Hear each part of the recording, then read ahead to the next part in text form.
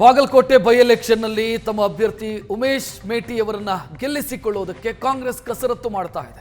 ಮುಖ್ಯಮಂತ್ರಿ ಸಿದ್ದರಾಮಯ್ಯ ಅವರ ಪ್ರಚಾರದ ಬಳಿಕ ಇವತ್ತು ಉಪಮುಖ್ಯಮಂತ್ರಿ ಬಾಗಲಕೋಟೆಗೆ ಬರೋರಿದ್ದಾರೆ. ಉಪಮುಖ್ಯಮಂತ್ರಿ ಡಿಕೆ ಶಿವಕುಮಾರ್ ಅವರಿಗೆ ರಣದೀಪ್ ಸುರ್ಜೇವಾಲಾ ಅವರು ಕೂಡ ಸಾಥ್ ಕೊಡೋದಕ್ಕಿದ್ದಾರೆ. ಡಿಸಿಎಂ ಡಿಕೆಶಿ ಅವರ ನೇತೃತ್ವದಲ್ಲಿ ಸರಣಿ ಸಭೆಗಳು, ಕೆಪಿಸಿಸಿ ಅಧ್ಯಕ್ಷರಾಗಿ ಅವರು ಸರಣಿ ಸಭೆಗಳನ್ನು ಮಾಡೋದಕ್ಕಿದ್ದಾರೆ. ಸರಣಿ ಸಭೆಯ ಮೂಲಕ ರಣವ್ಯೂಹಕ್ಕೆ ಸಜ್ಜಾಗಿದ್ದಾರೆ. ಕಾಂಗ್ರೆಸ್ನ ಪ್ರಚಾರ ಮತ್ತು ಸಂಘಟನೆಯ ವಿವಿಧ ಸಮಿತಿಗಳ ಜೊತೆಗೆ ಅವರು ಸಭೆ ಮಾಡ್ತಾರೆ. ತಂತ್ರಗಾರಿಕೆ, ಚುನಾವಣಾ ತಂತ್ರಗಾರಿಕೆಯ ಬಗ್ಗೆ ಇವತ್ತಿನ ಸಭೆಯಲ್ಲಿ ಡಿಸ್ಕಸ್ ಆಗೋದಕ್ಕಿದೆ. ದಾವಣಗೆರೆಯಲ್ಲಿದ್ದರು ಉಪಮುಖ್ಯಮಂತ್ರಿ ಡಿಕೆ ಶಿವಕುಮಾರ್. ನಿನ್ನೆ ಇವತ್ತು ಅವರು ಬಾಗಲಕೋಟೆಗೆ ಭೇಟಿ ಕೊಡ್ತಾರೆ. ಬಾಗಲಕೋಟೆಯಲ್ಲಿ ಸರಣಿ ಸಭೆಗಳನ್ನು ಮಾಡ್ತಾರೆ ರಣದೀಪ್ ಸುರ್ಜೇವಾಲಾ ಅವರ ಸಮ್ಮುಖದಲ್ಲಿ. ಮುಖ್ಯಮಂತ್ರಿ ಸಿದ್ದರಾಮಯ್ಯ ಅವರು ಪ್ರಚಾರವನ್ನ ಮಾಡಿದ್ರು. 2 ದಿನಗಳ ಪ್ರಚಾರ ಬಾಗಲಕೋಟೆಯಲ್ಲಿ. ಅದಾದ ನಂತರ ಈಗ ಉಪಮುಖ್ಯಮಂತ್ರಿಗಳ ಆಗಮನ ಬಾಗಲಕೋಟೆ ಕ್ಷೇತ್ರಕ್ಕೆ. ಸಿಎಂ ಸಿದ್ದರಾಮಯ್ಯ ಅವರ ಪಾಲಿಗೆ ಬಾಗಲಕೋಟೆ ಕ್ಷೇತ್ರ ಪ್ರತಿಷ್ಠೆಯ ಕಣ. ತನ್ನ ಪರಮಾಪ್ತನ ಕ್ಷೇತ್ರದಲ್ಲಿ ಸಿದ್ದರಾಮಯ್ಯ ಮತ್ತವರ ಪುತ್ರ ಇಬ್ಬರೂ ಕೂಡ ಪ್ರಚಾರದಲ್ಲಿ ಭಾಗಿಯಾಗಿದ್ದಾರೆ. ಸಿದ್ದರಾಮಯ್ಯ ಮತ್ತು ಡಾಕ್ಟರ್ ಯತೀಂದ್ರ ಇಬ್ಬರೂ ಕೂಡ ಬಾಗಲಕೋಟೆಯಲ್ಲಿ ಪ್ರಚಾರದಲ್ಲಿದ್ದಾರೆ. ಸಿಎಂ ಜೊತೆಗೆ ಕ್ಷೇತ್ರಕ್ಕೆ ಬಂದಿದ್ದಾರೆ ಎಂಎಲ್ಸಿ ಡಾಕ್ಟರ್ ಯತೀಂದ್ರ. ಸಿಎಂ ಅವರಿಗೆ ಉಮೇಶ್ ಮೇಟಿ, ಮಲ್ಲಿಕಾರ್ಜುನ್ ಮೇಟಿ, ಮಹಾದೇವಿ ಮೇಟಿ ಸಾಥ್ ಕೊಟ್ಟಿದ್ದಾರೆ. ಇತ್ತ ಯತೀಂದ್ರ ಅವರಿಗೆ ಮೇಟಿಯವರ ಪುತ್ರಿ, ಮತ್ತೊಬ್ಬ ಪುತ್ರಿ ಬಾಯಕ್ಕ ಮೇಟಿ, ಇವರು ಸಾಥ್ ಕೊಟ್ಟಿದ್ದಾರೆ. ದಾವಣಗೆರೆಗಿಂತ ಹೆಚ್ಚಾಗಿ ಬಾಗಲಕೋಟೆ ಕಾನ್ಸಂಟ್ರೇಟ್ ಮಾಡಿದ್ದಾರೆ ಸಿಎಂ. ಒಟ್ಟು 5 ದಿನಗಳ ಕಾಲ ಬಾಗಲಕೋಟೆಯಲ್ಲಿ ಪ್ರಚಾರ ಮಾಡ್ತಾರೆ. 2 ದಿನ ಆಗಿದೆ.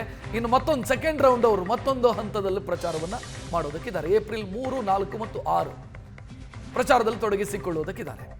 HY ಮೇಟಿ ಸಿದ್ದರಾಮಯ್ಯ ಅವರ ಆಪ್ತ ವಲಯದಲ್ಲಿ ಗುರುತಿಸಿಕೊಂಡಿದ್ದಂಥ ನಾಯಕರು, ಶಾಸಕರು.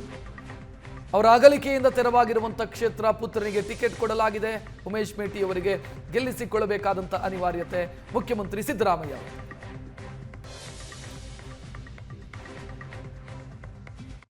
ಈ ಚುನಾವಣೆಯಲ್ಲಿ ಬಹಳ ಪ್ರಮುಖವಾಗಿ ಬಿಜೆಪಿ ಪಕ್ಷ ನಮ್ಮ ಎದುರಾಳಿ. ಬಿಜೆಪಿಯಿಂದ ವೀರಣ್ಣ ಚರಂತಿಮಠ್ ಅವರು ಸ್ಪರ್ಧೆ ಮಾಡಿದ್ದಾರೆ.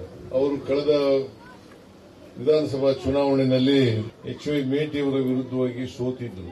ಮತ್ತೆ ಸ್ಪರ್ಧೆನಲ್ಲಿ ಇದ್ದಾರೆ. ನಾವು ನಮ್ಮ ಪಕ್ಷದ ಅಧಿಕೃತ ಅಭ್ಯರ್ಥಿಯಾಗಿ ಉಮೇಶ್ ಮೇಟಿ ಅವರನ್ನು ನಿಲ್ಲಿಸಿದ್ದೇವೆ.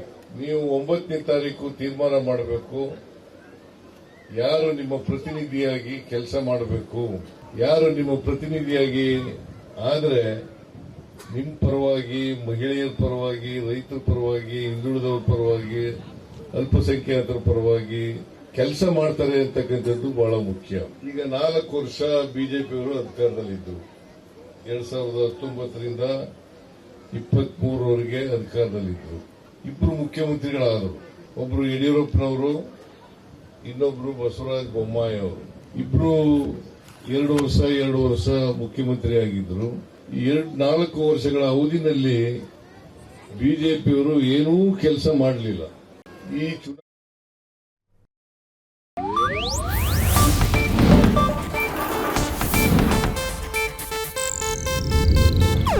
ಇದು ಏಷ್ಯಾನೆಟ್ ನ್ಯೂಸ್ ನೆಟ್ವರ್ಕ್ ಪ್ರಸ್ತುತಿ.